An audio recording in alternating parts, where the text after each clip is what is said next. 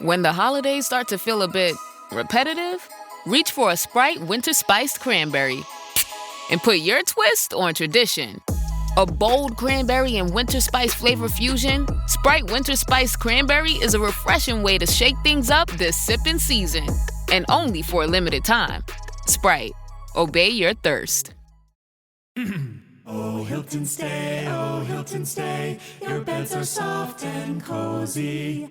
No lumpy couch, no stiff futon, no shower line at crack of dawn. Oh, Hilton stay, a holiday you're saving. When you want holiday comfort you can count on, it matters where you stay. This season, enjoy spacious, comfortable rooms and friendly service when you book with Hilton instead. Hilton for the stay. And now, a special edition of the Toddcast podcast. Powered by Citywide Mortgage Services, providing complete financing and mortgage services for residential and small commercial businesses. Visit them at citywidemortgage.ca. Now, here's your host, Todd Hancock. And a hell of a year it's been. Let's call this one Victories, Bruises, Breakthroughs, a year in review, Part 2. We're going through months July through December. And you know, breaking through the noise is always a bit of a battle. How can I make the Toddcast something that you want to hear? Something you want to follow on social media, engage with the podcast, interact with the things that we do, whether that's the podcast, the interviews, the stupid memes we throw out. Of course, first and foremost, we want it to be for the podcast.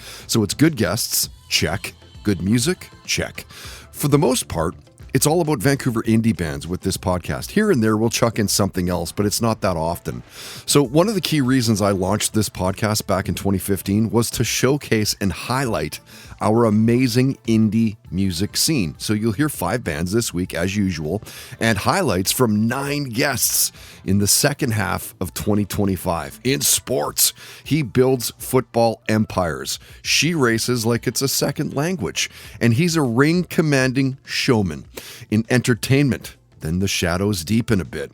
He's a former ghost from the intelligence world. She's an actress and musician, and he's an actor burning up those vertical series you're seeing more and more of online.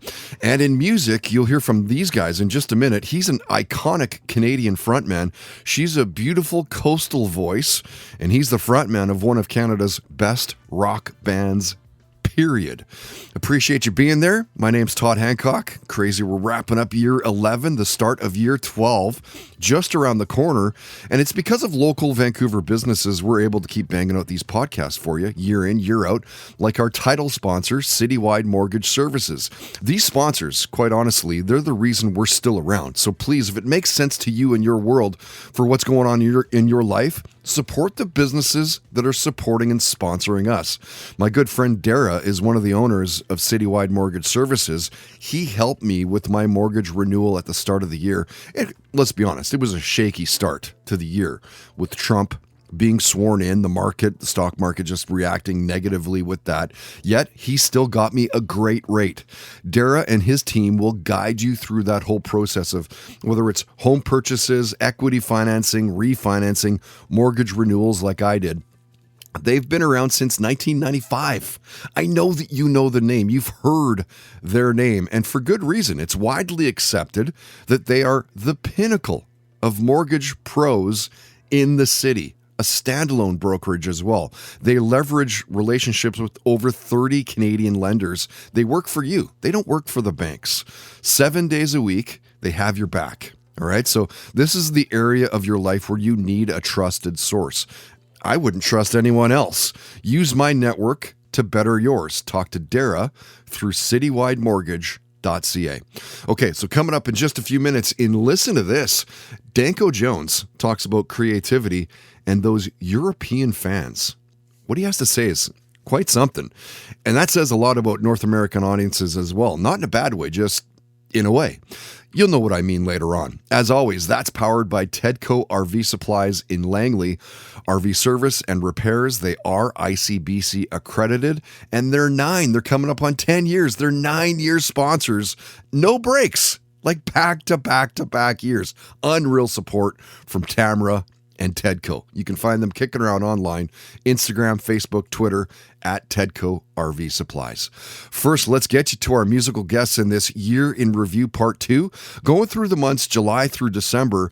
So mid-July, you heard Helix singer Brian Vollmer on Give Me an R. You can't say that without people knowing exactly what band you're talking about. Certainly Gen Xers will know immediately. Helix formed in 1974. And when you saw their music videos on whatever it was, Friday Night Videos, Good Rockin' Tonight, they took over. You saw Rock You alongside of like Owner of a Lonely Heart from Yes, or Huey Lewis and the News and I Want a New Drug, or whatever it was. Motley Crue's Looks That Kill. Friday Night Videos, Good Rockin' Tonight, those were huge. Those shows were all about destination tuning. You had to be there. Channel 6, 11 o'clock, whatever it was on Friday night, or you wouldn't see the latest videos. Well, further to the point, listen to Brian talking about Canadian entertainment when they formed back in the early 70s and how truly different it was. The only other entertainment at that time was the bowling alley or the pool hall. So we pretty much had the market cornered. And today, you get all sorts of stuff. That's why we progressed with our show. Now we got a huge screen behind us when we play in most places. And we got also videos up there as we play because people want more. Well, nowadays. It's almost expectation at this point, Brian. Yeah, 5 guys standing up there just rocking on is great, but they want, like I said, they want more. They want film, they want explosions, whatever you're going to put up there. Right? Like, it's so true. The 80s, no internet. There was just a different time. He goes, the only other entertainment at the time was the bowling alley or the pool hall. So Brian says that his grandpa was his main influence in music. Family kind of helped him down that musical path. Talking about growing up to the music of Johnny Cash and the Guess Who, meeting Joe Cocker, his first concert, he told that story. Touring with the Giants. These guys Helix have toured with Kiss, Aerosmith, Motley Crue, Alice Cooper. And this is cool. Brian says that he's filmed Helix since 1986 and also talked about his book, The Canadian Bar Circuit. I've taken film since 1976. I have home movies, sound home movies in some cases that go right back to that 1976. I'm probably one of the few people in Canada that was out there filming at that time, and it was a very special time in Canadian musical history. In fact, I'm writing a book called The Golden Age of the Canadian Bar Circuit. It was a training ground for bands. That's where we learned our licks, honed our skills, got tight as a band musically. And even as people, it molded you into, we were hardened. By the time we got signed to Capital EMI in 1983, we were ready to take on the world.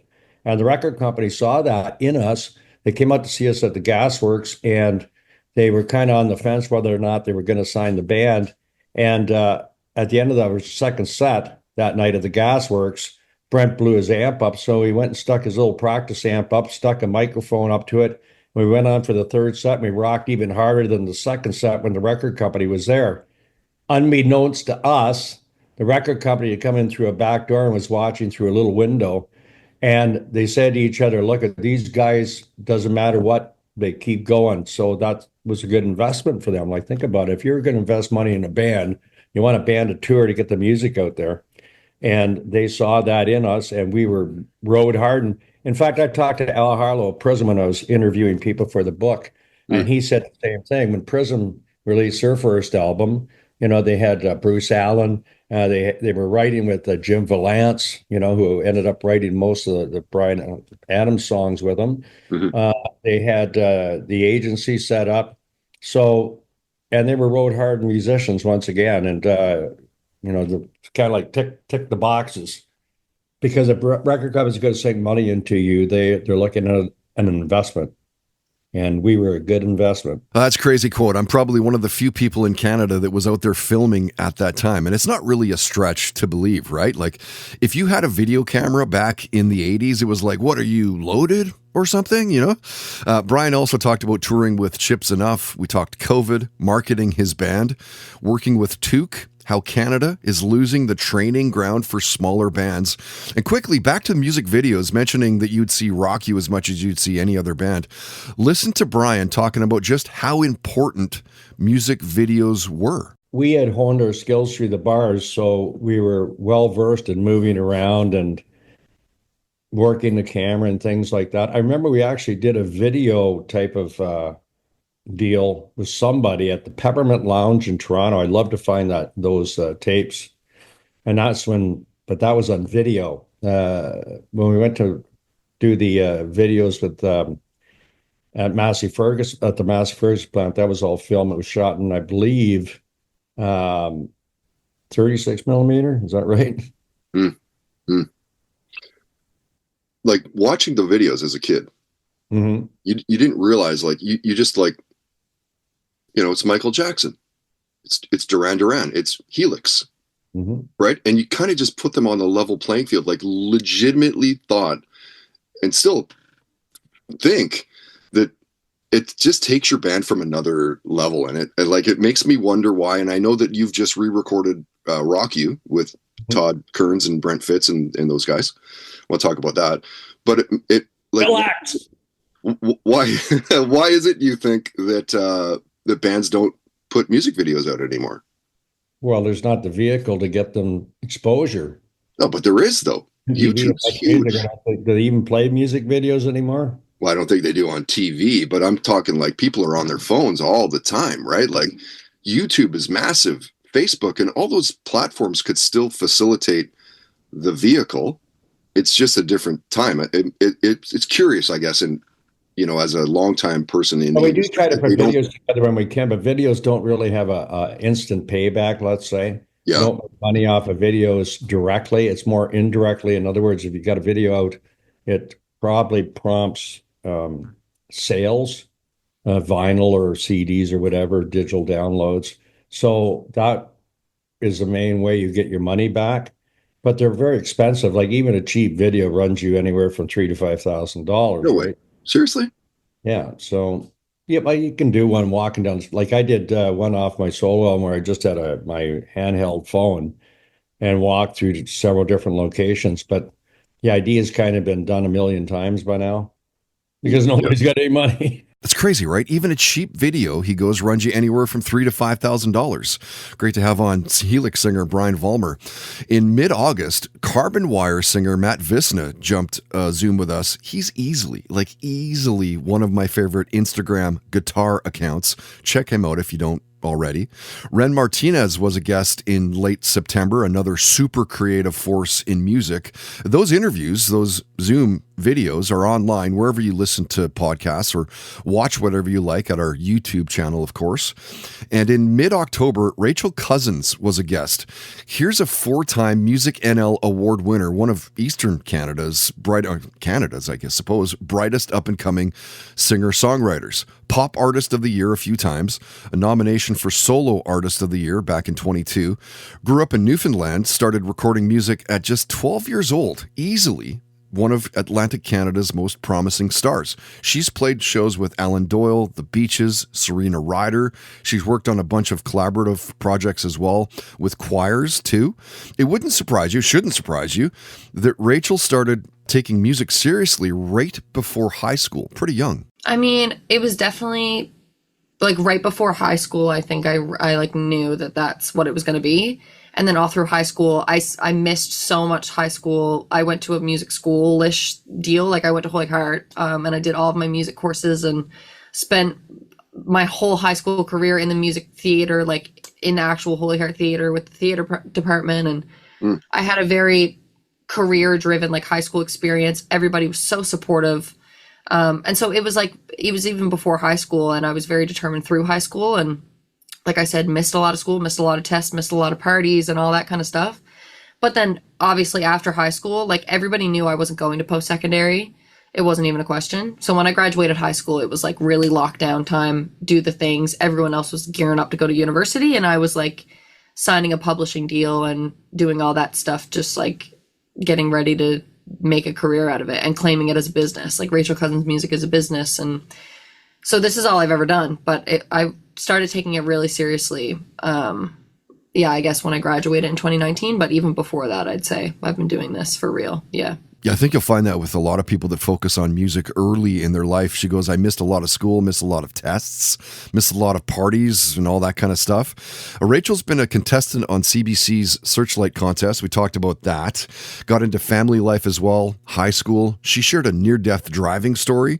We talked about CanCon regulations and the first time that she heard her music in a show or a movie. Yeah, I remember it was shortly after I had signed with Simba, who are based in Toronto. Vince DiGiorgio is amazing, and he's my publisher that I signed with years ago. And so the first sync, I believe, was Winona Earp, which is like a sci-fi show. And my pop single, Let Go, which was produced by Daniel Adams, had gotten a sync into the show. A sync being like a placement they play in the show. Yeah. And I remember we were all so excited. This was the first time this had ever happened to me. This is the dream. Your song is on TV. What the heck is going on? Yeah.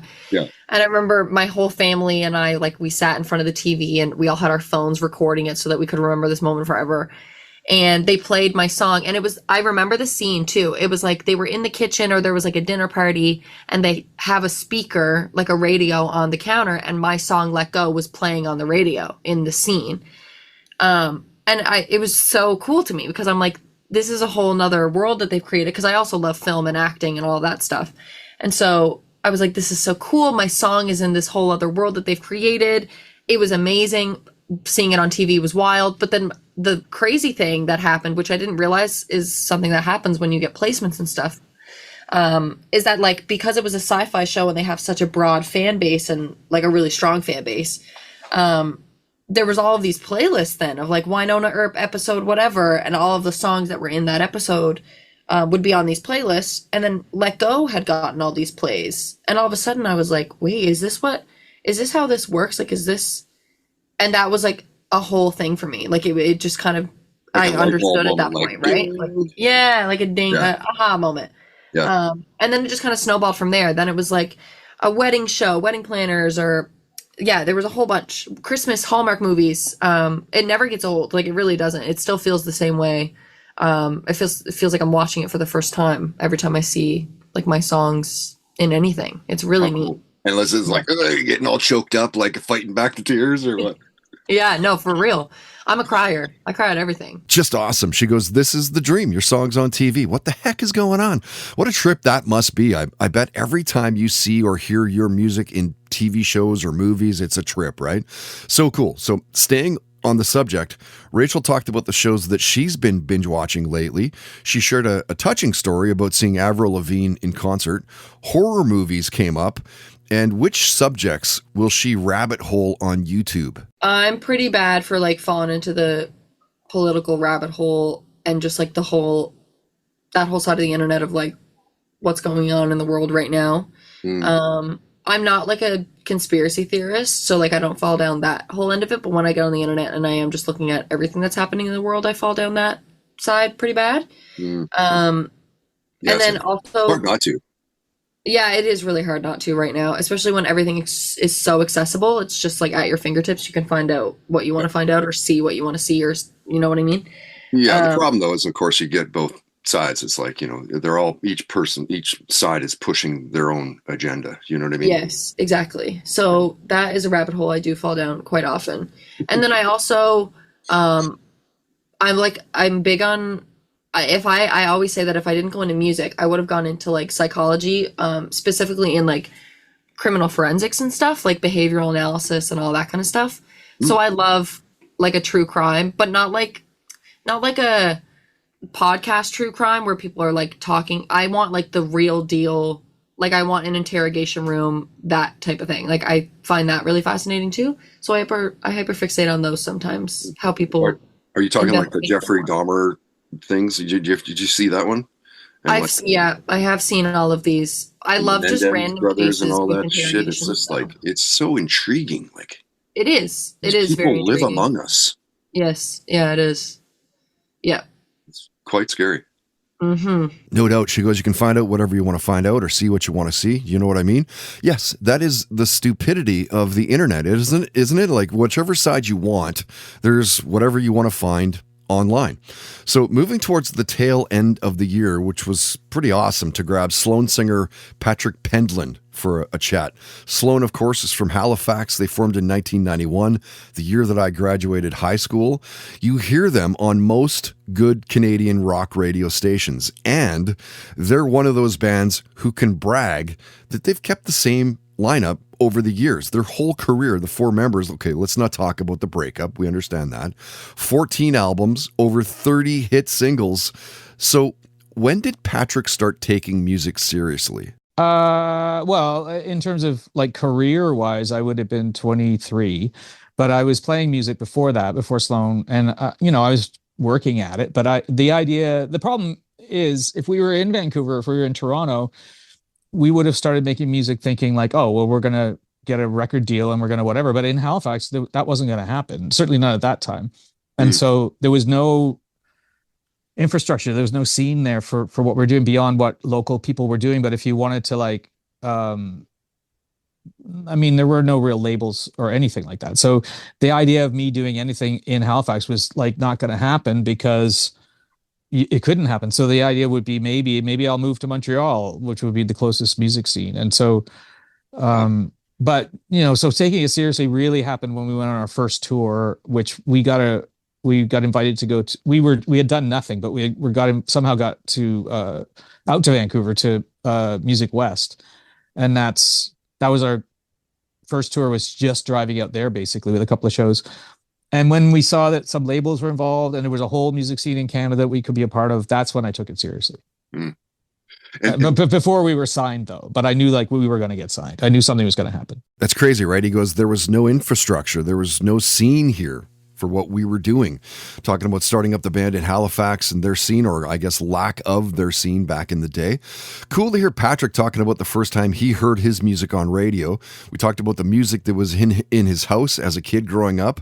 And considering Sloan's twice removed, got a substantial amount of play in my house, one chord to another, won them a Juno. Patrick talking about a lot of different things too, which was great. AC/DC and David Bowie, actor Gary Oldman, coffee and gasoline, what a combination. Seeing Iron Maiden in concert, and how Vancouver's The Commodore Ballroom is probably Canada's best music venue. In my mind, it is, I think. And that's in part because, we played the Commodore on our first tour. One of the first shows we played in Vancouver was the Commodore, but there was about 18 people there, but they were all A&R people. Yeah. But around, I don't know when it was, probably like 20 years ago, it kind of got refurbished.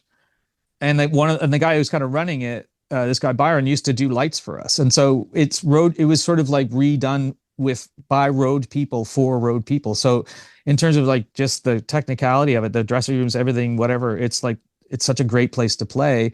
But it is and when it's full, like it's so impressive to look at. There's a place here in Toronto called History that's similar, but it's a little bit out of the way.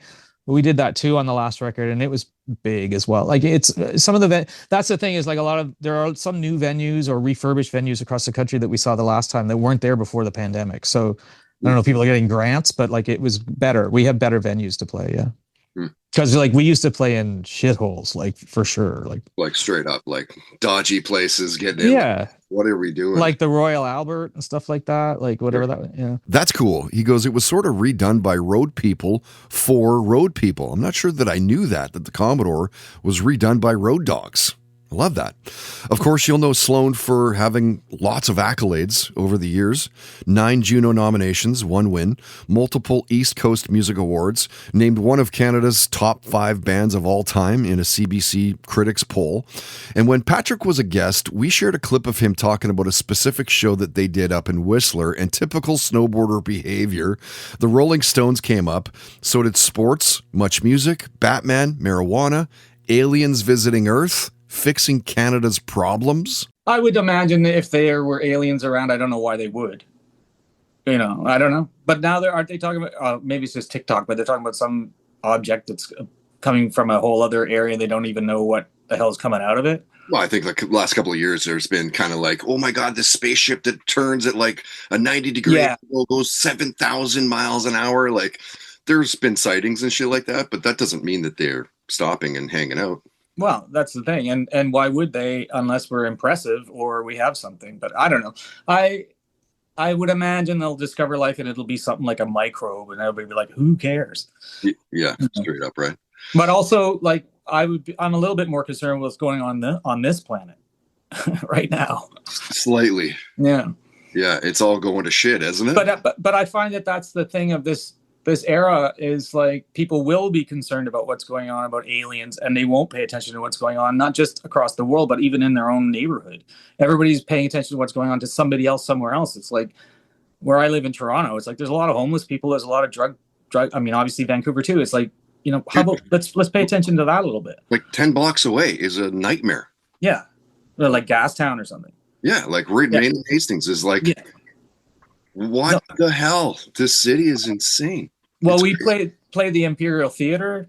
Yeah. And the alleyway behind there, I was going to get some coffee or something one day. I have a glance down. There's like an ambulance just slowly going along, like basically bring out your dead kind of thing. It's just like, and I'm just like, it's just, that's a big problem, and that's something we could do something about, or just Indigenous people, whatever it is. Like, let's look at that.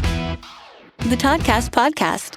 Find us on iTunes, Spotify, YouTube, and at toddhancock.ca.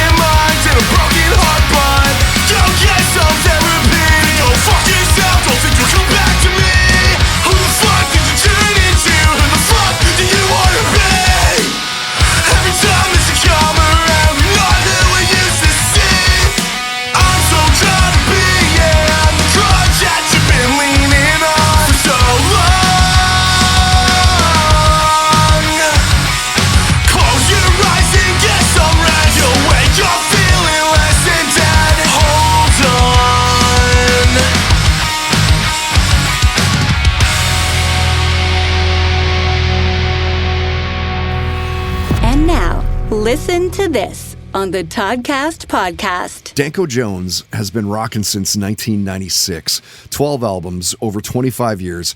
Any good rock radio station will be playing them. And the last time Danko was a guest, they just released Power Trio back in 2021. They released Electric Sounds in 23, and their new album called Leo Rising comes out this November. If you followed the band over the years, you know that it's their live show that truly captures people, fans. Over the last couple of years, they played so many festivals, too, big ones in Europe, Spain, Portugal, Germany, Austria, and more on that in just a sec.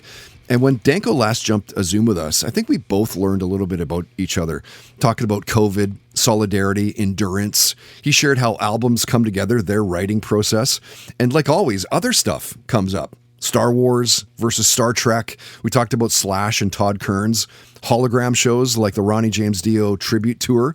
And if you follow Danko Jones online, you know that he's not shy about sharing his opinions, although he swears he's not a political guy.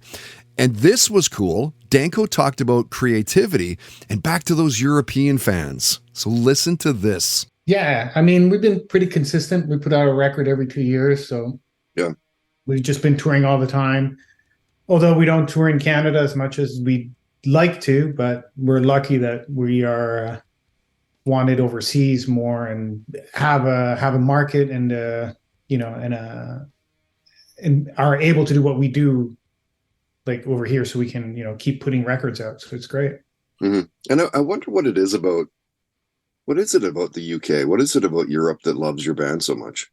Because it's definitely there, right? We came here and we started working with a small label out of Sweden, and we're still working with them. So we just, it's, I could go into saying that there's lots of things, but at the end of the day, we've been touring here for so much, and people know our songs here and they hear them on the radio here. Yeah. So it's kind of, it's that kind of, you coming from radio, these things, how it kind of goes. You get played on the radio, people recognize you. And there's obviously, we've gotten lots of great radio play in Canada, but it just hasn't, it's not to say that we're not successful in Canada. We do well where we do, but we just have a bigger base here in Europe. So we're lucky to have that. Listen to This on the Toddcast podcast is brought to you by Tedco RV Supplies in Langley, an ICBC approved repair shop. Visit them on Facebook and Twitter at Tedco RV Supplies. And now, highlighting our next Blue Light Sessions, powered in part by Canadian Club Whiskey. Meet your new cold one. We serve Canadian Club and Ginger ready-to-drink cocktails at all of our live shows. Visit CanadianClub.com today.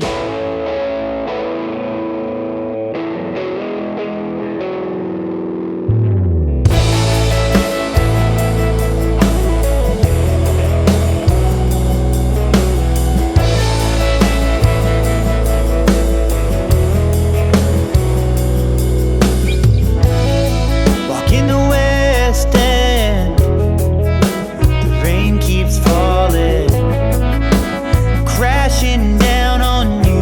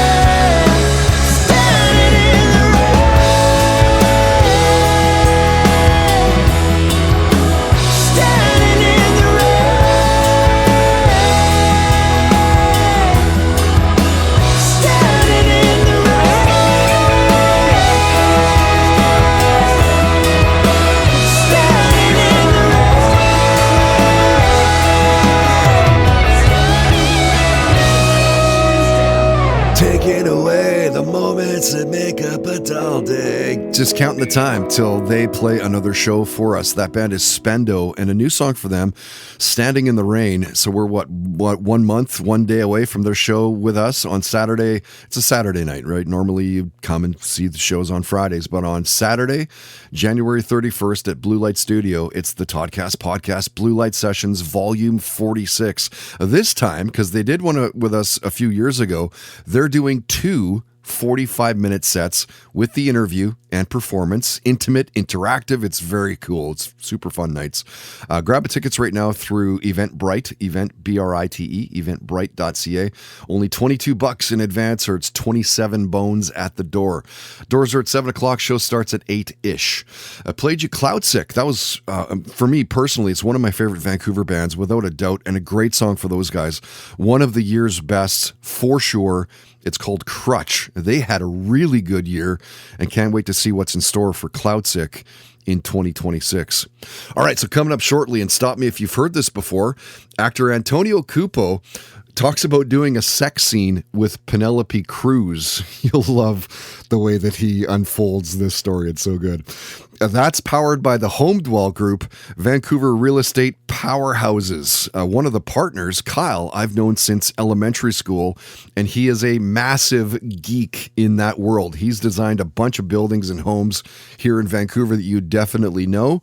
So buying and selling is a no-brainer for this guy. He'll know for sure whether a place is priced right, if it's worth fixing up, what needs fixing up. So if you're buying a house or you're selling your home, talk to my good friend Kyle through homedwell.ca, homedwell.ca. First, back to more guest highlights in our year in review, the second half of 25, and some sporting guests. So in mid-July, the goaltending director for the Yale Hockey Academy, Andy Nielsen, was a guest, and he's a beauty, a great chat. That's one for any up-and-coming hockey players dreaming of making the NHL. He's helped a lot of guys. In late September, you heard BC Lions president Duane Vienneau on the podcast. He's been with the club since 22. Now, before the Lions, he was the COO of the Edmonton Elks. And over the years, he's helped shape events like the Grey Cup and the CFL Championship celebrations. Just a monster in the game. So how did Duane become president of your BC Lions? Oh, man. It's I've been in the business for over 30 years. So it's, I didn't wake up one day and say, this is what I want to do. It just sort of evolved. And I've worked in almost every sport that you could possibly imagine. I've managed sporting facilities like stadiums and arenas. I've worked on events like Grey Cups and Briars and World Curlings and cycling tour events. And so just all those different experiences throughout my career sort of led me to where I am today. And most recently, prior to joining the BC Lions 3 years ago, I was the Chief Grey Cup and Events Officer with the CFL. So I basically ran Grey Cups and Touchdown Atlantics and Touchdown Pacifics and the playoffs and all those things for the league. Right, he goes, I've worked in almost any sport you can imagine. Simply put, the Lions, yeah, they're in good hands. You'll love how Duane opened up about the challenges of the job, how he's fulfilled. We talked about his first football memories, how his approach is part business, part passion. And we also got into the long-term plans for the team. Our long-term vision is obviously every year we want to win championships, and so in our business plan every year, it's funny, win the Grey Cup. So obviously that every team wants to do that, but we really try to do everything we possibly can do to support our football ops department to be able to have all the tools in the toolbox to go out and win championships. So that's a bit. We want to be known as a championship team, which we are. We have rich with history, but we want to be on the upper echelon of the league at all times, and every team around the league. It doesn't matter who my counterparts throughout this country would all answer the same way, but we really want to, Well, I'll tell you what Amar Doman's vision is, our owner, and I echo it 100%. He wants. We believe we lost a generation, and there used to be you know, in the 70s and 80s, a lot of the stadiums across the country here and in Edmonton and others, you know, were getting 40, 45, 50,000 people a game. And then it dropped. And you know, we believe that when you have that kind of success, it doesn't erode overnight. And so all of a sudden, the league was declining in attendance, and I don't think the league, you know, moved quick enough to change that. And so when Amar first bought the team, he said, we lost a generation. There's a generation of people that loved it, then it fell off, and how do we get it back? So we're really, really, really focusing on kids, families, and we want to regenerate the youth, if you will. If you come to Lions games now, you will see it is full of kids. It is full of young adults, that 20-something having a good time. It's not just the older generation. They're still there. They still love it, but we got to keep replenishing. So that's very important to us. And we want our brand to be something that people are proud to wear. When I first moved to British Columbia, I could not see anywhere people wearing BC Lions brands. Now it doesn't matter where I go. Every day, where I walk, I see someone wearing a hat or a shirt or a jersey. And so that, as well as a sign that things are moving in the right direction. So the pride. Stop them and be like, "Hey, nice hat." There's people that I'll wear a hat, and people will come up to me all the time and say, "Hey, are you a Lions fan?" I say, "Absolutely," and that's all I say. Am. You know. Sure. But it's we have a lot of pride in that. So it's really about re-energizing the youth, re-energizing the brand. We believe, and this is a little bit self-serving, but we believe it's cool to be a Lions fan again. It's so true. He goes, when you have that kind of success, it doesn't erode overnight. They're on the right track, though. Certainly fun to go to BC Lions games again, the roar of the stadium, the team kicking ass. Duane and his team are bent on giving you the best experience that you can have when you go to a game. Make sure that BC Place is electric for you. We talked about other things beyond sports too, like Netflix's F1 series, which is outstanding if you haven't watched that. He shared a near-death RCMP story. We talked about binging Dexter, growing up with classic rock like Ozzy and Van Halen. I've always sort of been the hard rock sort of guy. Okay. You know, I grew up in that time, so yeah, I liked just all the Aussies and AC/DCs and just all of that sort of genre of music. Sure. And what was your first concert you went to? Van Halen. Yeah. Okay. Well, when was that? When was that? 1983, I think it was. Okay. I think that was the tour. Was that a tour? I think so. Yeah, right before 84 they did one. Yeah, sure. Yeah, I think so. Anyway, I believe that was it. I think my parents told me they took me to some other show, but I don't really remember it. So I think they might have. Yeah. That was the one I remember the best. David Lee Roth or Hagar? No, it was David Lee Roth. Well, of course it was for that, but like, do you like Hagar as much as Roth? No, yeah. I think they both. It's interesting to switch it up, to have the lead man, if you will, lead person change a band, and to basically continue to grow is pretty amazing. That's crazy. Like, it's especially considering how big Van Halen was with Roth. Correct. And then to continue the growth is unheard of, right? It never happens. So like, I can't even think of another example, really. Well, AC/DC would be the only one I could think of, right? Like Bon Scott. And then, of course, Brian comes in and does Back in Black. It's like one of the biggest albums ever made. But like, other than those two. Right. And look at those. Those are the two that we just talked about. That's it. But Brian has been around for so long that you don't even think of him as the second guy, right?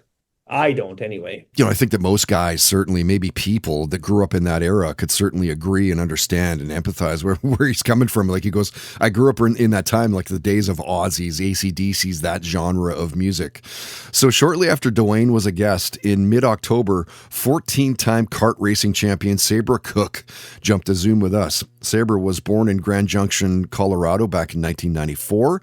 And by the early 2000s, she was racing, thanks to her dad. It was my dad, actually. I had a very cool dad. He used to race motocross and supercross professionally. And he and my mom did not want me racing motorcycles. So got into go-karts when I was just before I was 8 years old. And I was just, pretty obsessed. Like when me and my brother were younger, we used to sit on my dad's bikes in the garage and like make imaginary noises. So we were kind of enamored with it from the get-go. So like 8 years old, it's like racing like just the ones that are super, super low to the ground, like you'd find at a kart racing thing here in Vancouver or something like that? They're really low to the ground. They're not like the fun carts. They're the small like kids race carts. So I think the ones you start out in, they maybe go 60 or something like that. And that's like where you start. And then you progress up from there. I love that. She goes, he and my mom did not want me racing motorcycles. So instead, go-karts. Wah. Like, I don't know, seems equally dangerous. Sabre first grabbed attention back in 2017, placing top 10 in the SCCA National Championship runoffs in Formula Enterprise. Then partial campaigns in US F2000 and US Formula 4. Then it was the W Series driving for High Tech GP. 2021, she raced with Bunker Racing, suffered a hip injury in a collision, had a nasty crash, which she talked about in the full interview. So is it just that Sabre has always been an adrenaline junkie or what? I like exciting things. I wouldn't say I'm a total adrenaline junkie. I would say I'm a challenge junkie. I like things that are hard to do. So I like to be challenged and choose things on purpose because they're not easy. Right. And so what kind of gets your excuse the pun, but get your motor running, beyond racing? Is there anything that even comes close? I really love being active. I really enjoy like all the physical training that we have to go through. I really love, sim racing is I guess it's kind of a cheat answer, but sim racing is also, it's incredibly stressful, more than people realize. Like your heart rate will go up quite a lot. I don't know why, but it is a lot more challenging in some ways than being on the real track, just because you don't have all those sensory feedbacks going on around you and you're not as connected with the car. So just trying to take advantage of the limited feedback you do have when you're in a racing sim. It definitely gets the adrenaline going. But I love to do kind of anything that's active and fun. Like I'll go when I'm not hurt on the off season and I'm allowed to. I've loved to go skiing. I've gone skydiving a few times. Kind of like if anything that is like fun and active to do. If I get the time off, I'll definitely try to do that. I just went paddleboarding a couple days ago. Like just anything I can to kind of just be out and be active is probably my favorite thing to do. Yeah, I love that. She goes, I love to be challenged and choose things on purpose because they're not easy. It truly should come as no surprise, though. Sabre holds a Bachelor of Science in Mechanical Engineering from the Colorado School of Mines and was a 2018 winner of the Infinity Engineering Academy. We covered a lot of ground in the racing world. We talked horsepower, adversity, dedication, persistence, and a lot of other stuff as well, like Jennifer Aniston came up, the Avengers and superpowers, superstitions. We talked sponsorship, which is tricky all around, and growing up around Christian music. Oh, wow. Okay. Growing up, so my mom is pretty religious, so she had like lots of Christian music playing. Like full on Christian, or like Amy Grant and Vince Gill and that sort of stuff, or like what? I don't even know who Amy Grant is, but I guess I'll mix a lot of things, like different genres. I guess like country, pop, Christian rock, like you never know. Or the traditional, like, Christian music. My dad, I mean, he loves the Eagles. It was his favorite. I feel like one of my favorite songs is Dream On, and that's because of my dad. So we used to listen to that like all the time when we were at the tracks. Definitely country. It's part of the Colorado culture. That definitely was part of it. My dad we would listen to Kid Rock when my mom wasn't around. So she probably wouldn't have appreciated it. Probably not. But yeah, I guess that's some of the music. Oh, my grandpa, he is the one that I guess also really like turned me on to more classical rock. I guess Brown Sugar was like the song that I would just like jam out to in the front seat of his blue pickup truck. I remember he'd pick us up from school, and that would be like we'd play it on repeat from the school all the way home because we were just like, this is the best thing ever. She goes, it's part of the Colorado culture. Listening to Kid Rock, Mom probably wouldn't have liked that too much. Too funny. Last month, WWE ring announcer and Vegas Golden Knights host Mark Shunock was a guest. Good Canadian kid. You know, he wanted to play in the NHL as a little guy, raise Lord Stanley's Cup, which he did eventually. We'll get to more on that in a sec. Mark's from Sault Ste. Marie, Ontario, and he and his family were so much into hockey when he was a kid that his dad bought the Sault Ste. Marie Greyhounds. I guess I wanted to, just like every other kid, I wanted to raise the Stanley Cup. That was the big thing. And my father bought the Greyhounds from Phil and Tony Esposito when we were young kids. And shut up, seriously? Yeah. So in 1988, are we rolling? Are we going? We're rolling, baby. We're rolling. Sure. Yeah. So 1988. I don't even know how old I was. In 12. It's Sunday morning here in Vegas. It's early. The Esposito brothers were going to sell the Greyhounds to the CompuWare organization. And so my dad woke up one day and said, hey, look, Sault Ste. Marie has a steel mill and a hockey team. You can't take the Sioux Greyhounds out of Sault Ste. Marie. It's part of our identity. And so he got together with a group of guys and acquired the team.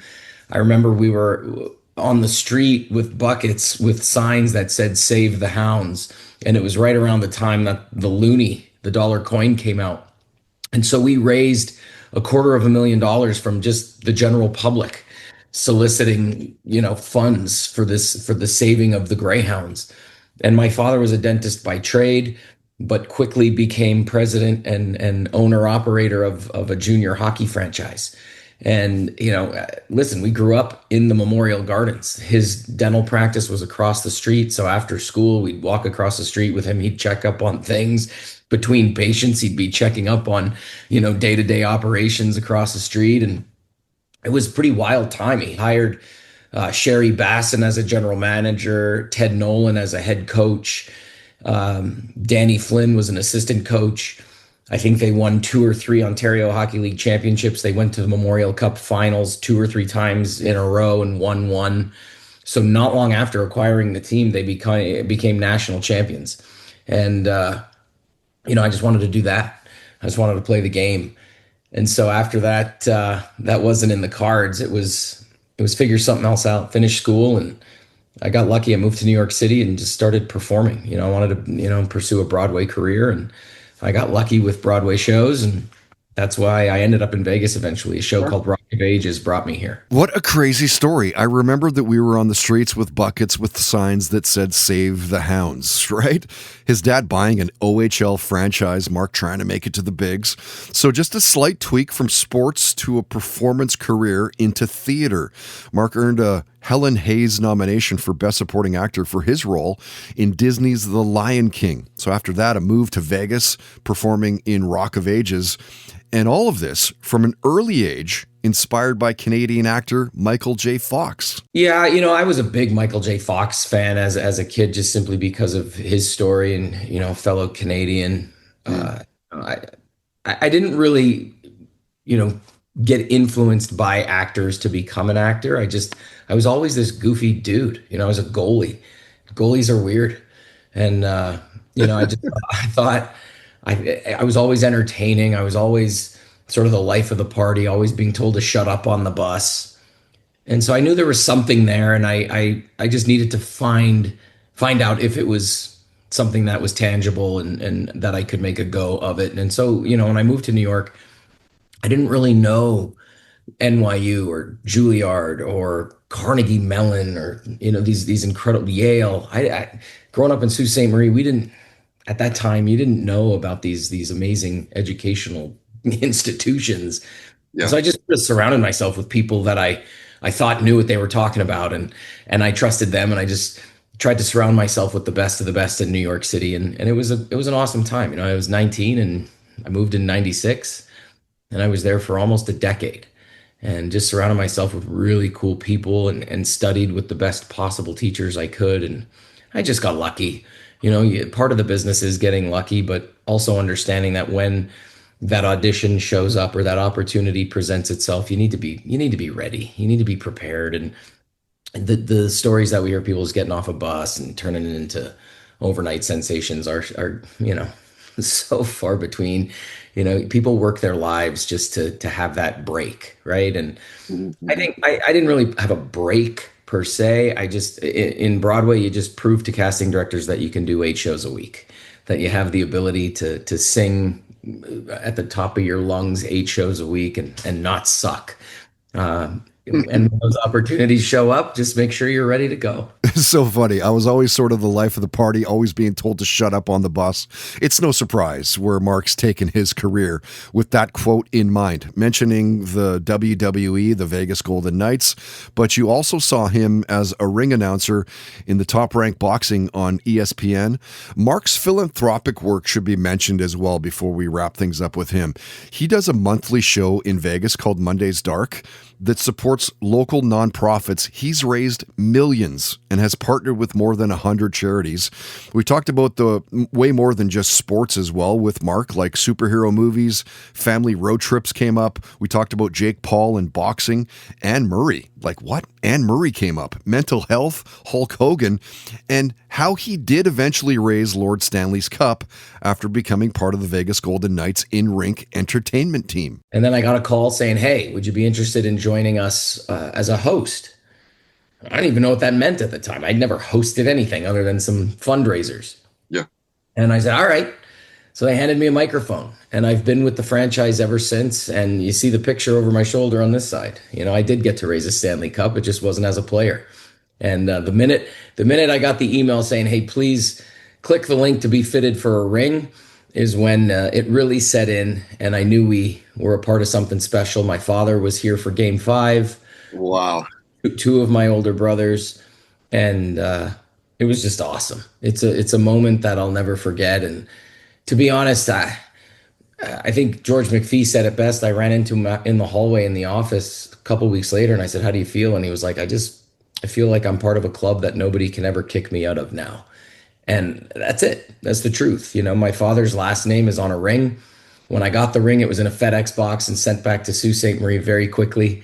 There aren't many people, from what I understand, who have a Memorial Cup national championship ring and a Stanley Cup ring with their names on it. So it was cool to let my dad have that for a little while, and it's back in my possession now. But I think he had it for a couple of years after we won it all. Dude, that's such a great story. Like literally, when you said I raised, like the hair started to stand up. Yeah, and I listen, I just happened to be in the right place at the right time. I was on the ice doing interviews with players and coaches and whoever I could get my hands on, right? And our interviews weren't broadcast to television. It was just done on the screens in the building in real time, so the fans could get a sense of what was happening. And producer in my ear said, hey man, you're wrapped. And I was like, cool. So I just pull out my earpiece, and I'm standing around watching moms and dads and wives and kids and coaches and trainers. And then all of a sudden I just heard my name. They're like, Shunock, it's your turn. And I turned around and they handed me the Stanley Cup, 33.5 pounds, I think. And I don't know what happened to my microphone to this day. I probably just tossed it. Somebody gave it back to me later on that night, but I was like, okay. And, I've got that video and picture saved on my phone, and it's on the wall. It's right there. So, as a kid from Sault Ste. Marie, Ontario, there's no better place than where I'm at right now. It's a pretty cool ride. I don't take anything for granted, and just try to walk in, do my job, and leave it better than the way I found it. The Toddcast podcast is powered by Milano Coffee, bringing you the finest espresso and coffee concepts in the world. Online at milanocoffee.ca.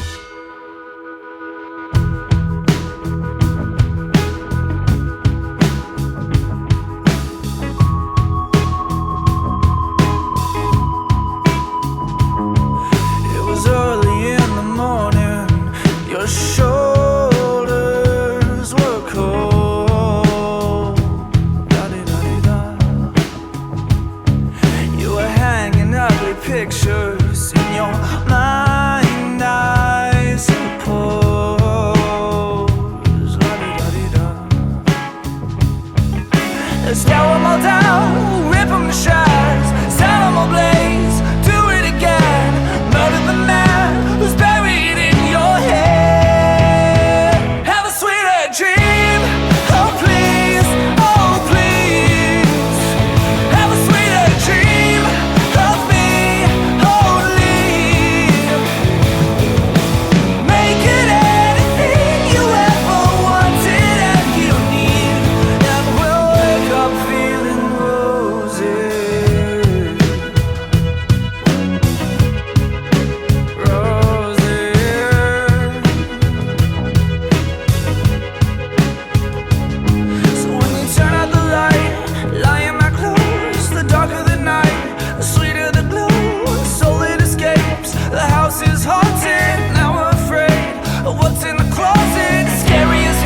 Giving up to the spirits. If we were to scream, would anyone hear it when we fall asleep?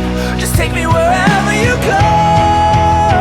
Have a sweeter dream, oh please, oh please. Have a sweeter dream of me, holy. Make it anything you ever wanted and you need. Then we'll wake up feeling rosy. You may not believe me, but listen when I say I still do adore you after everything. And if you're not convinced, I'll try harder today.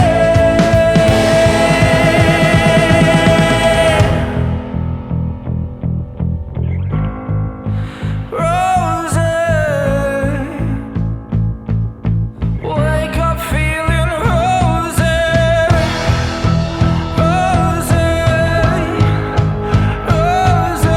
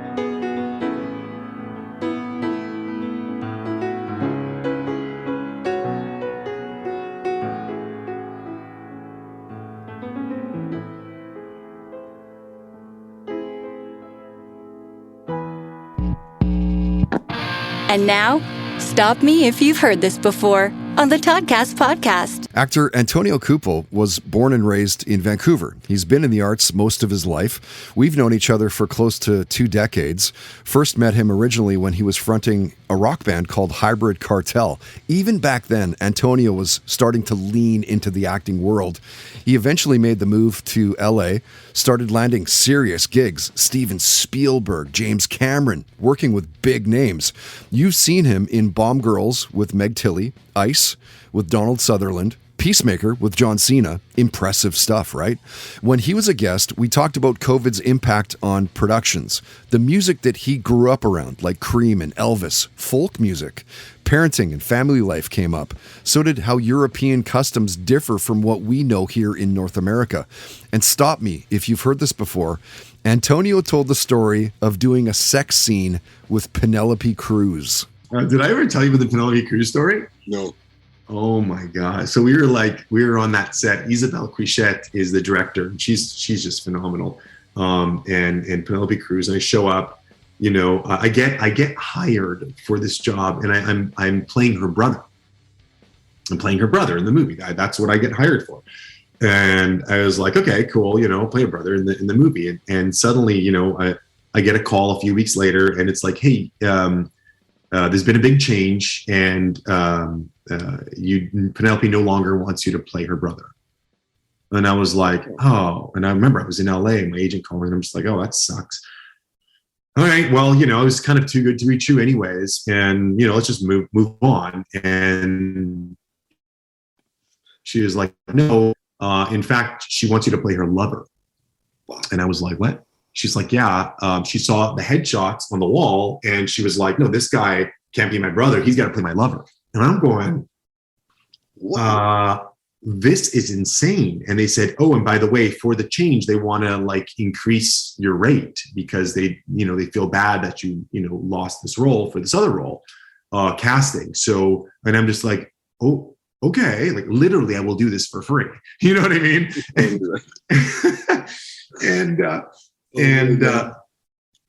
So then I finally, and it's like a month and a half away or something. So it's some time, and I'm just working out like crazy. I'm playing her lover.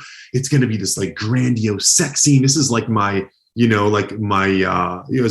they always say Brad Pitt was discovered for his part in Thelma and Louise, where he's plays the guy with this six pack in the hotel room area. I'm working. Yeah. So I'm working out every day, just killing myself in the gym. And I show up on set, and Penelope's there, and we're ready to start. And the director's explaining the scene, and it's in the bathroom, right? It's just this sex scene in the bathroom. And I'm like, okay. So I said, she goes, yeah, throw her up on the counter, and then you have sex with her here on the counter. I was like, okay, but where do you want me to take off my shirt? And she's just like, what? I'm like, where do you I'm just gonna I'll just take it off before. She's like, no, you're not taking off your shirt. You're having sex with someone. Have you never had sex with someone in the bathroom before? You don't take off your clothes. You just have sex with them. And I'm like, oh, and I just figured maybe because I wanted to show off my body. I was like, yeah, this is going to be amazing. I've been working out for a month and a half, killing myself in the gym. I'm getting branched chain amino acids, protein powder, creatine, I'm going through the list. She's like, no, you keep your shirt on, bud. Yeah. She's like, yeah, keep your shirt on. And actually, oh my God. That's great. Sucks. This is it's got to be better than this, right? So anyway, so we start the scene, and she goes, and I'm making out with Penelope in the bathroom, and I sort of halfway with things. I'm not really too, I'm just kind of feeling it out to see how it's going to go. And the director goes, cut. She goes, cut. Antonio, for us, the breasts are very important. And I'm like, well, for us, they're important too. She's from Spain, right? She's like, for us, they're very important. Can you take the Penelope breast in your mouth? And I'm like, excuse me? I said, is what? Is Penelope okay with that? I turned around, and Penelope's like, yes. And I'm like, oh. I was like, okay. I mean, this is this is the stuff they don't teach you in acting class. You know what I mean? Yeah. So anyway, wow. We go ahead and do the scene, not to get too graphic. We get all the bits and pieces the director wants that don't end up in the movie. But it's an incredible experience all the way around. And I got to meet Penelope, of course. And, that was before. Yeah, you sure did. Yeah, of course. She was really embarrassed. It was funny because I'm like, she's a big star, right? And I'm just a guy from Vancouver. And I'm like, she's like, I'm not used to doing these kind of scenes. And she goes, it's never uncomfortable for me. And I said, just don't worry. Just think about how how lucky you are to be doing the scene with me. And she started laughing. That's great, man. That was the icebreaker. Stop Me If You've Heard This Before on the Toddcast podcast is powered by the Home Dwell Group. Buying a house? Selling your home? Contact Kyle at homedwell.ca today.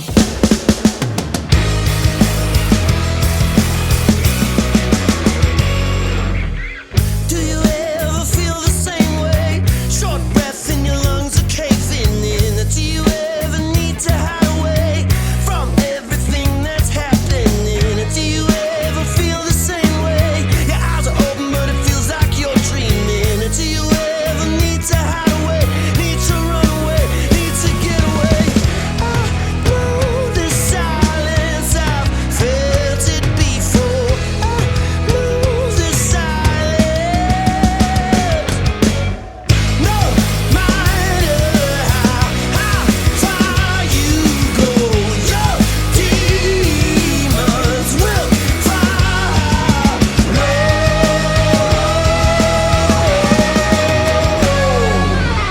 Do you feel the need to run away? Pack your bags and leave it all behind. Do you think that running away will take this off your mind? Well, I've been running my whole life. Still my demons are right here by my side. I've been running my whole life, my whole life. I know the silence, I've felt it before. I know the silence. No matter how far you go, your demons will follow. No matter how far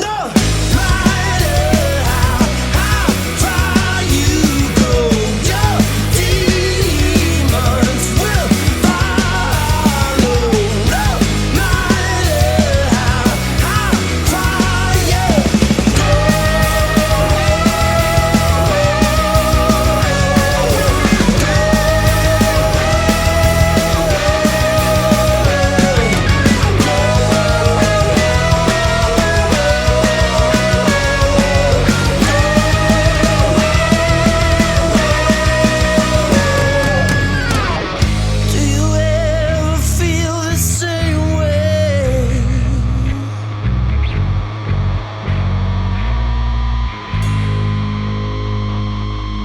Yeah, you really do get the feeling that that's going to be an outstanding show. So there's new Chase the Bear and a cool song for those guys called Demons.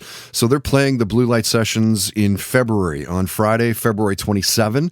And they're dragging one of Victoria's best rock bands over to play as well. They're called Quadra Sound. I'm going to play something from those guys later on. Tickets again through eventbrite.ca, eventbrite.ca. Played you Summer's Brother as well, and that's their latest song called Sweeter Dream, and another jewel in Vancouver's indie music scene. You know, it kind of blows my mind that you don't hear local radio stations beyond BCIT's campus station. I program that station, and I kind of apply the same line of thinking I do to this podcast with that radio station. Play the city's indie music, support the shit out of them, right?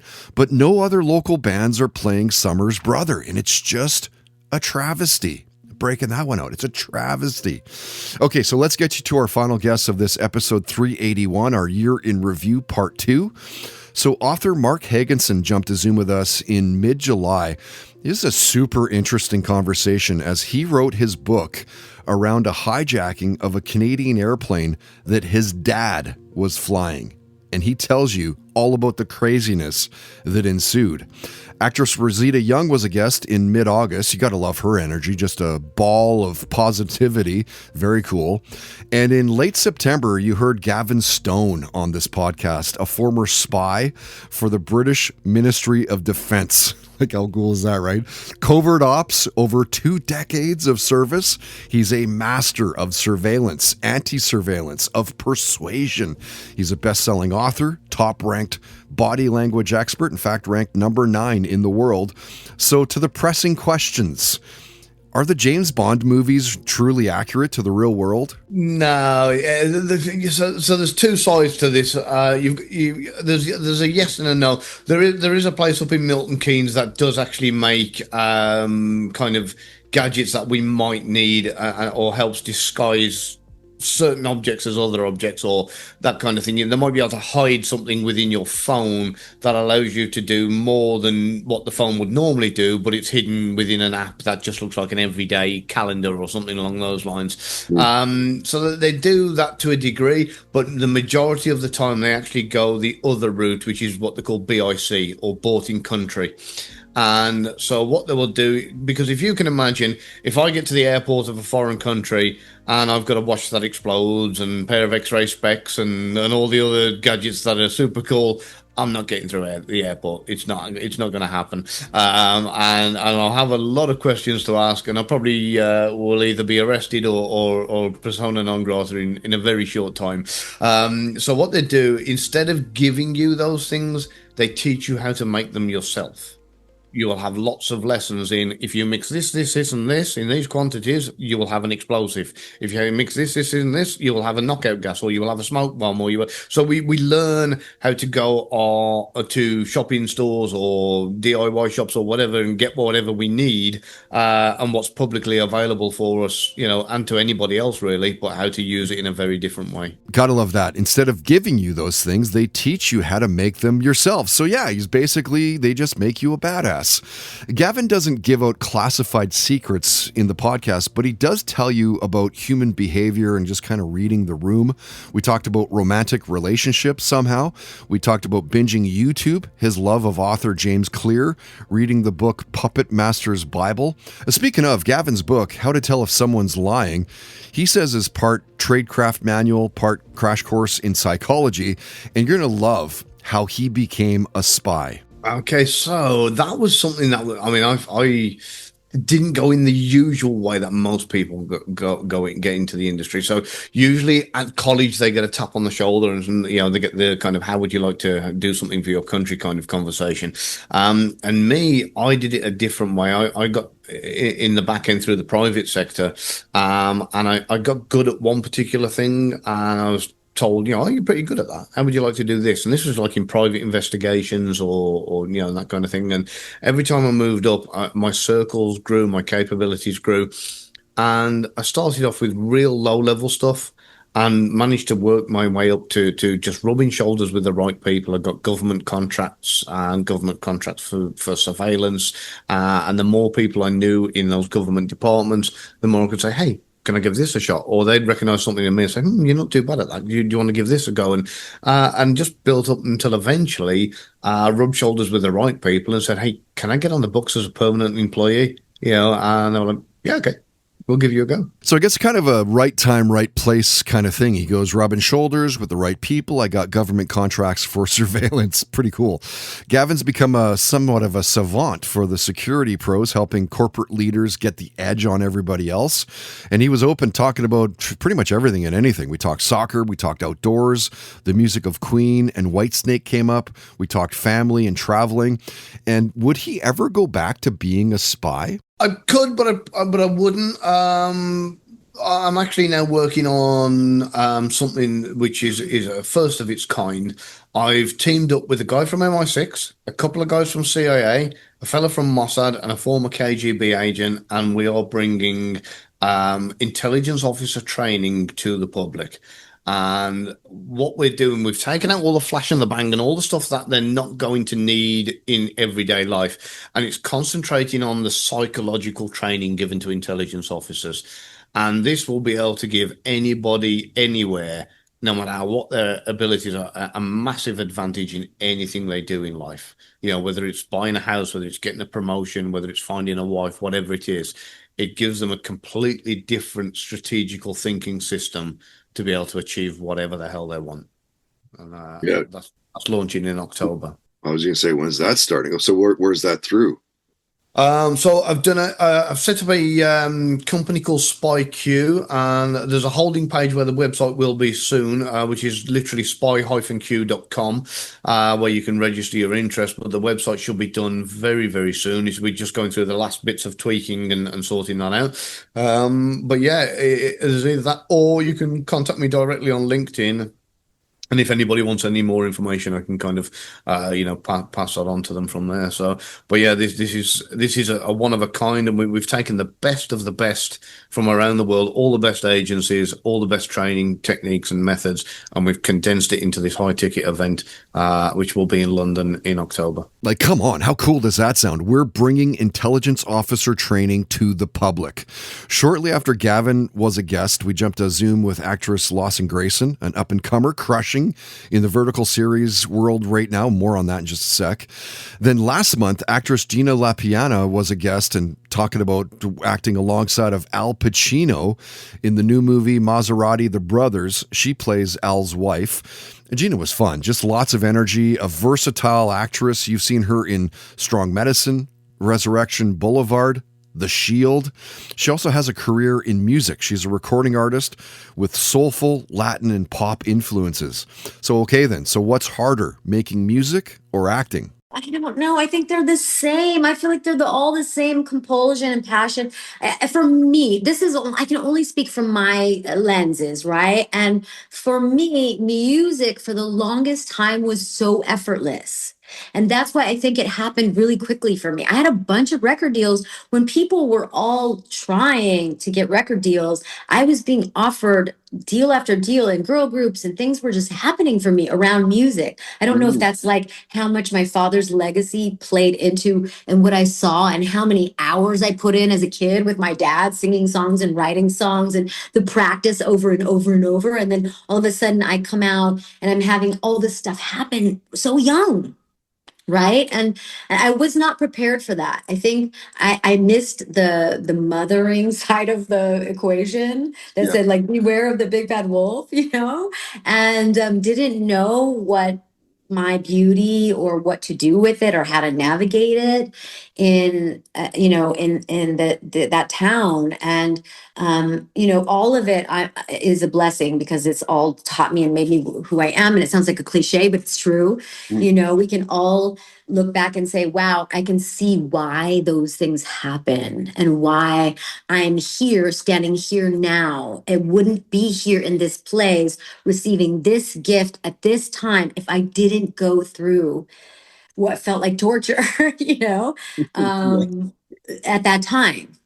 So I about music, I feel like I feel like I was channeling all the music that was coming through, because it would be like poetry. It would just flow through so easily, and I'd be like, wow. And it was resonating to the people I was working with. And I was open back then. I didn't have a lot of the walls up that I think I have now. And so I felt like an open vessel, and music was just flowing through. Oh, that's cool. And but that has to be the same correlation, like for music and like writing scripts or whatever. Like, it has to be the same, even though one's, of course, way bigger. You're writing a 3-minute song, or you're writing a 2.5 hour movie. Like, but that still has to, like, there must be something that, like, I don't know. I woke up in the morning and suddenly I had that scene was done. It was written. I had the dialogue in my head. I just woke up and it was there. You're right. It's being tuned into I think, my muse. It's my divine muse. I think we have all of us have our own muse. And whether it's just about feeling good in a day and you feel like you're in your rhythm and your workout's going great and your friendship conversations are going great. That, for me, that's what being like in flow and being tuned in to my divine muse is, whether the poetry is coming through, whether the the writing is flowing. I think it's just showing up for it. And I think again that can be a cliche or stereotypical thing to say, is like just show up for the writing and it will come. But if you keep practice, it's really in the practice of it, because most of the time it sucks. I mean, I know that I suck most of the time. And Right. every once in a while, I think something's okay. Sure, you're not going to get the gems unless you keep banging. What did they say? 10,000 hours, and like that's when you become a pro at something. Like, write for 10,000 hours. If you're not good by then, fuck, there's a problem. Yeah, maybe give it up. Like, because there's a lot of things you could be doing in this life that would be less arduous and painful at times. And, just gotta love it. Got to love it. I love that. She's not bragging either. She goes, music for the longest time was just so effortless, and that's why I think that it kind of happened really quickly for me. And fair enough, sometimes creativity, it just strikes in the most bizarre ways. And to make haste in music, it's not something that's unheard of. Gina's known for bringing fire to whatever she does. It's acting, singing, connecting with friends and fans, and quickly back to starring alongside Al Pacino in Maserati The Brothers. She says that it was surreal, that his presence was magnetic. Yeah, it only took me 30 years to get here. I started when I was a teenager. The list. Exactly. I got to bucket list scenario with Al Pacino. Such a lovely, lovely human being. It's like the lineup literally reads like ensemble cast of Hopkins is there, Garcia, Alba, yourself, and like all these. Like, what's it like being on a set like that? You said it. It's surreal. It's surreal, and because I've been doing this so long, right? I got my first show when I was 14, turning 15. So I've been at this a long time. So, we all have these goals and these things that we want to accomplish, like you said, a bucket list thing, and De Niro and Pacino were like right there at the top of those. And so for this to have come along was just like, okay, I'm in the right place at the right time, and I'm exactly where I'm supposed to be. Right. And that being said, it's still work, right? It was 100-degree temperature days. I ended up in the ambulance at least once with possible dehydration and wearing these corsets. Too much wine. That is too much wine. No, it wasn't. It had nothing to do with alcohol. It was a heat wave. We were out there, all of us. I was really feeling for Al because he was a true warrior, with these 3-piece out suits, and I had fur coats on, and it's 108-degree temperatures, and long days. Yeah, I heard you did two big shoots, one in December, and then you did like 3 marvelous cities in Italy in just like months back. Yes. It was over the summer. So the hottest summer months, I think we were June, July. And yeah, it was intense. It was awesome though. So good. I got the bucket list scenario with Al Pacino, such a lovely, lovely human being. Truly, not to take away anything from Gina, but holy shit, that's Al Pacino. She talks about leaning into roles and production work, but we got into other stuff like binging Mobland, Lioness, and Love is Blind. We talked summer vacations, Lucille Ball's influence, the mighty Will Smith. She shared a near-death story. We talked aliens, time travel, colonizing Mars, her first concert, and befriending Prince in Hollywood. Oh my God. My dad was also a huge fan of Prince. So he took me when I was a kiddo to Purple Rain. Wow. And that was insane. Can you imagine being a child watching Prince? He had a staircase to heaven where he took a bath up in the sky. I mean, I was a kid watching heroes in his super huge high heels, crawl up these stairs that were never ending above us and take a hot bath. And carnations were floating out of the sky. It was so epic. He was one of the first people I got to meet. When you say famous, he was because of my obsession as a kid. Again, he was one of the first people I met here in LA, and it was just, that was gobsmacked. It was like I was dancing and I look over and there's someone in a yellow zip up onesie, jumpsuit with his hair out right here in his chest, and we're kind of eye to eye, height wise. And he's like, he asks his bouncer to come over and ask me if I want to dance. And I'm like, no, he has to come over and ask me himself. Nice. So that was, and then our friendship kind of began. He dated a friend of mine, and so he would kind of pull some pranks. He punked me a couple times, like ran into him, and he's pretending like he was like a fixture on the wall, like a statue against the wall. And then he's like, just, he was so funny, had a great sense of humor, was so interesting, so fascinating of a human being, so brilliant. And do you remember where you were when you found out that he'd passed? I don't remember exactly where I was, but I know I can feel myself bawling. He's just too young, and I was crying my eyes out. Yeah. Right, as a kid, that had to blow her mind. He had a staircase to heaven where he took a bath in the sky. Like, what a trip. I love hearing about people's first concerts and what it did for them and what they remember about that specific night or that show. And from actress to an actor, Seth Edeen was a guest this month. We normally do, of course, the 3 guests per regular podcast. And Seth was at the start of December with Big Rex drummer and our sports ranter, Mr. Tequila. But Seth's story didn't start in acting and that creative world. In fact, he wasn't acting in plays in school. He wasn't a drama nerd at all. It was the opposite. He was a full-on jock. His story starts in Wyoming as a kid playing competitive football and hockey, defensive end for the Wyoming Cowboys, until his athletic career ended abruptly after finding out he only had one kidney. Yeah, so growing up, hockey honestly was my favorite sport. I loved it the most. One of the craziest memories I have from my hockey career was when I was 10. I got invited to play on this AAA team this summer, like AAA select team, and we went to play in Canada. We played in Edmonton, and I got lost in the Edmonton Mall on Canada Day. And I had to stay the night, like in the security office, and it was crazy, man.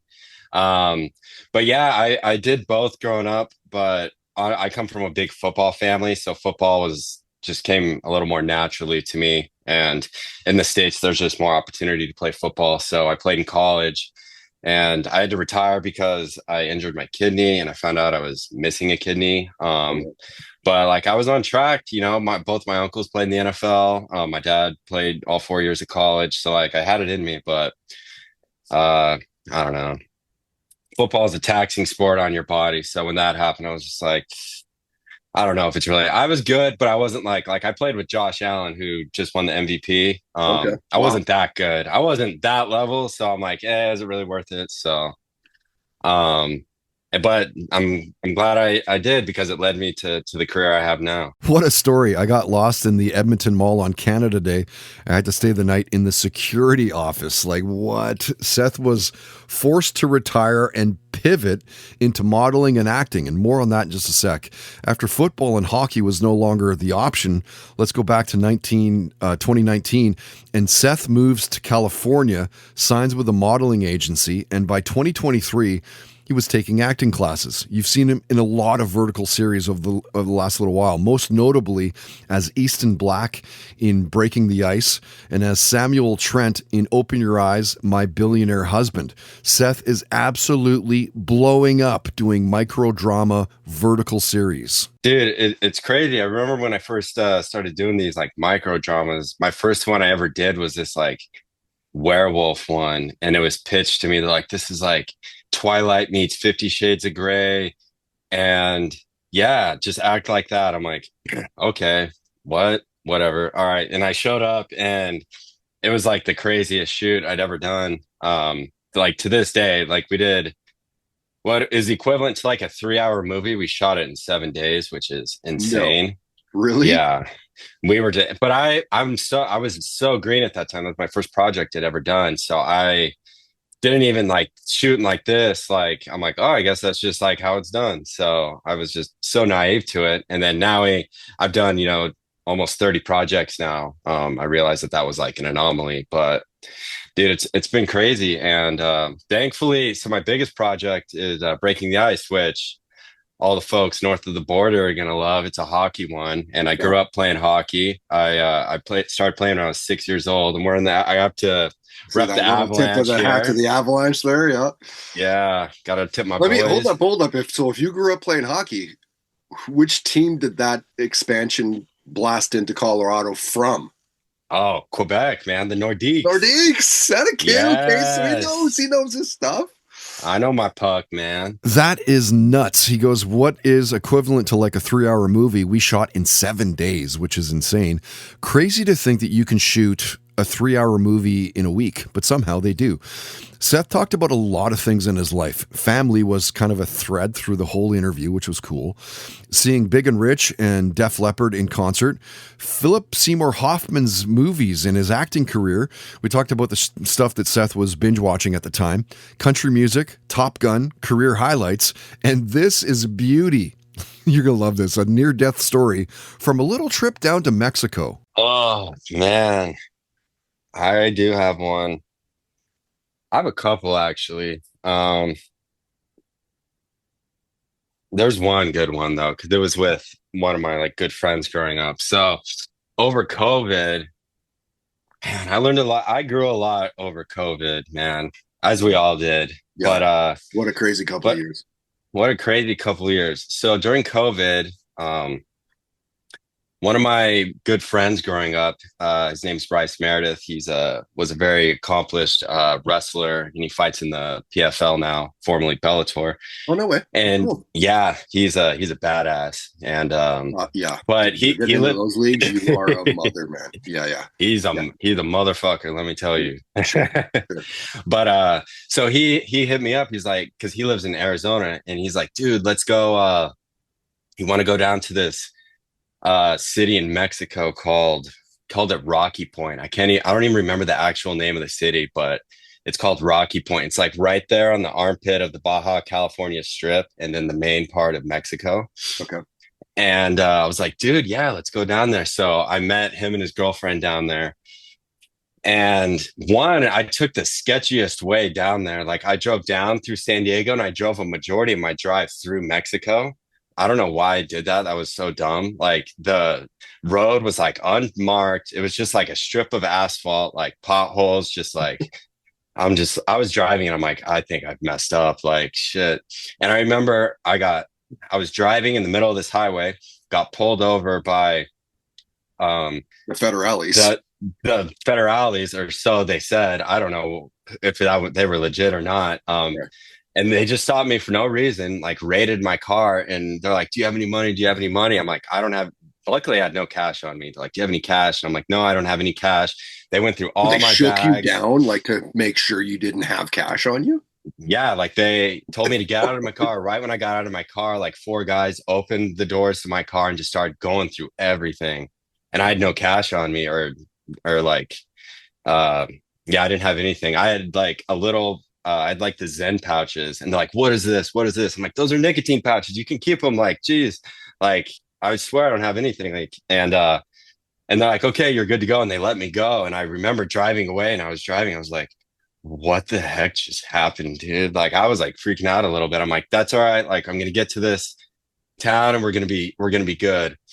And, so we get to this little town, and we stay the night, and it's not like Cancun or Cabo, which is the Mexico that I was used to. Sure. This is like a legit like town, and it was touristy-ish a little bit, but not like Cabo or Cancun. Yeah. Sure. And so the next day we go, and there was a bunch of like sand dunes and stuff there.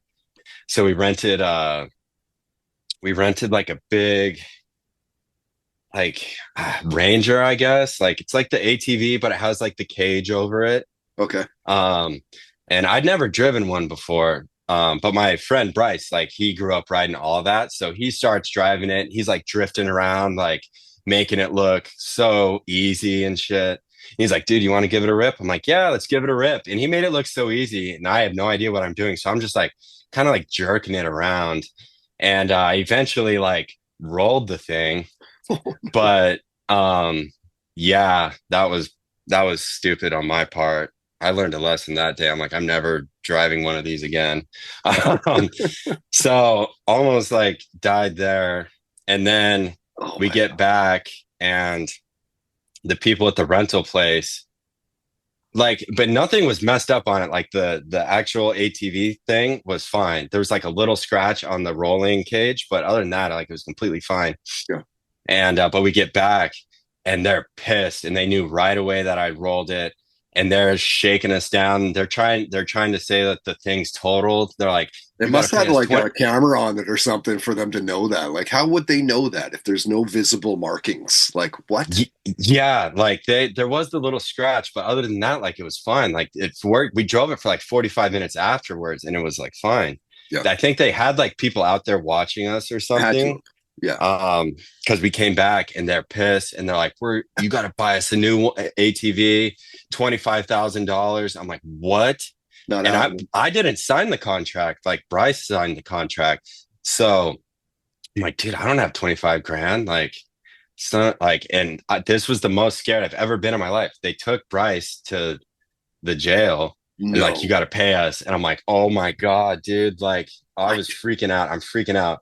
And like, somehow, like, they gained empathy, or like whatever. They saw how scared I was, and they believed, like, oh, this, because I look like a rich kid. So I look like someone who can just call his daddy up and get 25 grand, like, wired to them.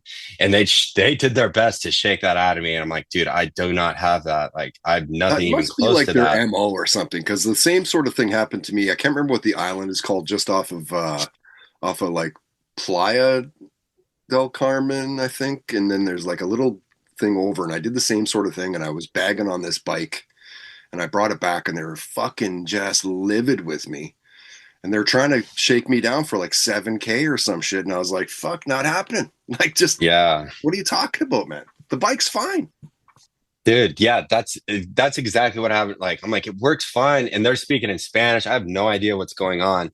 And eventually, like, they're like, oh, I get on the phone with someone, and they're like, okay, wire me $2,000 and we'll be straight. I'm like, okay, I can fucking do $2,000.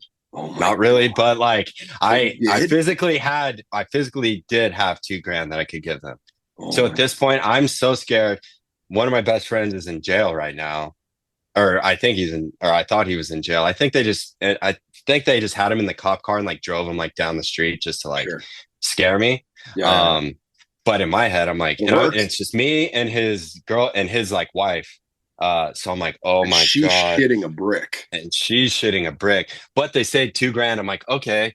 So I want to make sure that I'm sending this person, like, I'm sending the money right somewhere. So I don't send them $2,000. I send them like $200. And I'm like, tell me if you got it. And if they got it, then they're gonna be like, oh, you only sent me $200. And it did go to the right place. And then they got pissed again. They're like, fuck you, you're trying to fuck us. I'm like, no, I'm making sure. I was like, I swear to God, I was just making sure. Like, I told you, like, tell me that you got it and I'll send you the rest. Like, and they got pissed. I was like, I literally just told you. And then I sent them the rest, and then they let my friend go, and we went back to the hotel, and I was like so shook. I'm like, what the hell just happened? Like, in the last like 24 hours, I've never been more grateful to be like an American with like rights and like all that stuff. Like, I was like, I never want to do that again, because that night we went out to dinner somewhere, and like our waiter at the table, and this place was like 2 miles away. Our waiter at the table is like, oh my God, you guys were the people causing the scene at the ATV thing today. I'm like, how does this guy know about it? Like, what? So literally the next day, I'm like, I'm leaving, dude. Like, we're waking up tomorrow morning, we're getting out of here, and I'm never coming back. So dude, that's the best story. It was crazy. I learned a huge lesson that day. I will say that was probably one of the days that I like grew up the most. I grew up from being like a young or a dumb, like, not college student, but like sort of a dumb young man to like more of a man on that day. Like, I learned a huge lesson. I realized like the one rolling the ATV, and like I easily could have killed someone doing that. Luckily, everyone was wearing their seatbelts. And then two, just like the whole debacle of like almost I didn't have 25 grand. I had no way to get 25 grand. I don't know anyone that could have given me that. So that would have been a bad deal. So that is a massive chunk of change. Yeah. Subscribe on iTunes, YouTube, and Spotify at Toddcast Podcast.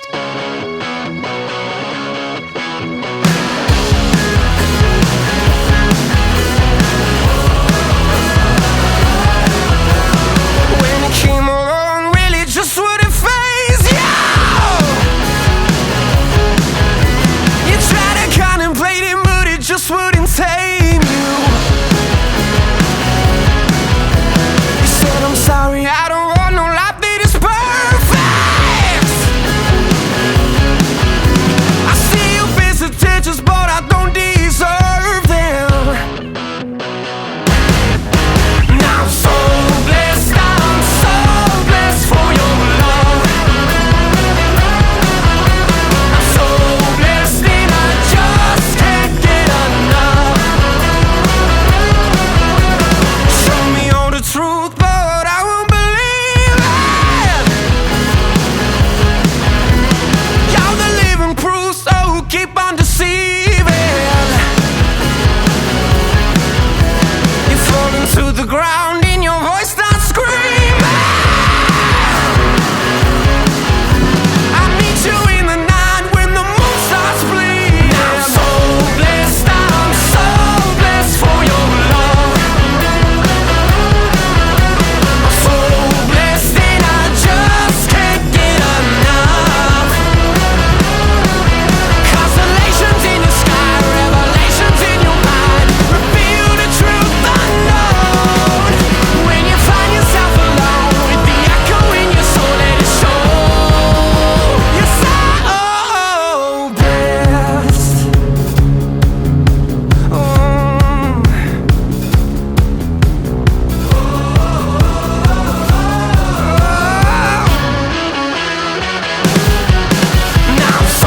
blessed. Now I'm so blessed for your love.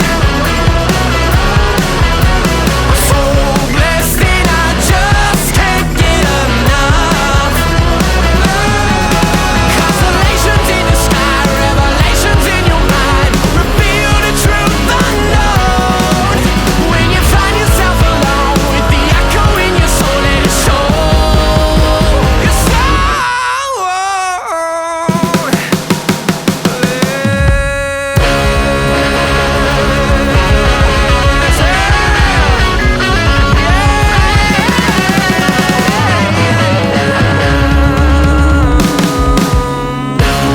Right on. They are called Quadra Sound, and the lone non-Vancouver band this week had a great song for those guys called Blessed. And again, they're opening up the night at our Blue Light Sessions in February. They're playing alongside of Chase the Bear. The tickets are only $22 in advance right now. You can pick them up through eventbrite.ca, eventbrite.ca. As we'll put a little bow on this week's podcast, and we'll call this one done. The last Toddcast of 2025, year 11, is officially in the books. It's crazy to think we're starting our 12th year of podcasting next month. Honestly, I thought that I would do this for like a year or two max and then just kind of get back into radio, but it's funny how things turn out, right? Once again, my name is Todd Hancock. Thank you so much for being there, for listening. Please do tell your friends about what we're doing here. It's a big way of how we grow. We are part of the Realm.fm network. If you want to check out other fiction and nonfiction podcasts, there's tons there. Realm.fm. Subscribe to us on iTunes, Spotify, SoundCloud, Apple Podcasts, Megaphone. Check out all of our videos at our YouTube channel. Please do comment and rate the podcast too. It helps with search results and whatever else, right? Like geeky shit. So search us out through Toddcast Podcast. Huge thanks to all of our wonderful sponsors. It's because of them that we're able to continue doing this. Find all sponsor websites at toddhancock.ca. If you would like to sponsor the podcast, you can for as little as $10 a day. Contact info at the homepage. Shoot me a note and we'll see what we can do. And this still applies. If you help us find a sponsor, we'll give you a commission on their buy. All right? Till next time, don't be an asshole. Oh, and Happy New Year if I don't talk to you before that. Okay? Nobody wants to be around an asshole, okay? So have fun, play hard. Most of all, Believe in yourself. You've been listening to the Toddcast podcast, powered by Citywide Mortgage Services, dedicated to helping you find the best mortgage rates. Available 7 days a week at citywidemortgage.ca. The Regency era. You might know it as the time when Bridgerton takes place, or the time when Jane Austen wrote her books. But the Regency era was also an explosive time of social change, sex scandals, and maybe the worst king in British history. And on the Vulgar History podcast, we're going to be looking at the balls, the gowns, and all the scandal of the Regency era. Vulgar History is a women's history podcast, and our Regency era series will be focusing on the most rebellious women of this time. That includes Jane Austen herself, who is maybe more radical than you might have thought. We'll also be talking about queer icons like Anne Lister, scientists like Mary Anning and Ada Lovelace, as well as other scandalous actresses, royal mistresses, rebellious princesses, and other lesser-known figures who made history happen in England in the Regency era. Listen to Vulgar History wherever you get podcasts. If Bravo drama, pop culture chaos, and honest takes are your love language, you'll want All About TRH podcast in your feed. Hosted by Roxanne and Chantel, this show breaks down Real Housewives reality TV and the moments everyone's group chat is arguing about. Roxanne's been spilling Bravo tea since 2010, and yes, we've interviewed Housewives royalty like Countess Luann and Teresa Giudice. Smart recaps, insider energy, and zero fluff. Listen to All About TRH podcasts on Apple Podcasts, Spotify, or wherever you listen. New episodes weekly. If you love those, wait, what? moments, you'll love Something You Should Know. I'm Mike Carruthers, and on my podcast, we explore the fascinating ideas hiding in plain sight, like how elevators change the entire world, how gravity affects your health more than you think, or how to instantly become a better conversationalist. Each episode is fast, fun, and full of insight you'll want to share. So give it a try. Search for Something You Should Know wherever you get your podcasts.